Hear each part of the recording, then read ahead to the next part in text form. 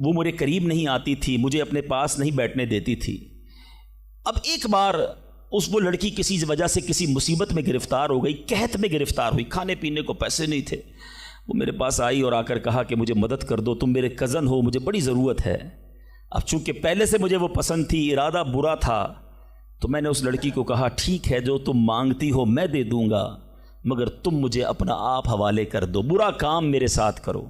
بیچاری مجبور تھی، میرے ساتھ وہ برائی کے لیے تیار ہو گئی۔ یا اللہ، جب میں اس کے ساتھ قریب ہوا، وہ اللہ کی بندی مجھے کہتی ہے کہ اللہ سے ڈر اور ناجائز طور پر یہ کام نہ کر، میں تیرے لیے حلال نہیں ہوں۔ جب اس عورت نے، یہ لڑکی نے مجھے یہ بات کہی، کوئی اور دیکھنے والا نہیں تھا، میں اکیلا تھا، قابو تھا میرا اس عورت پر، مگر جب اس لڑکی نے مجھے تیرا خوف دلایا، اے اللہ فقط تیرے خوف سے میں پیچھے ہٹ گیا۔ اے میرے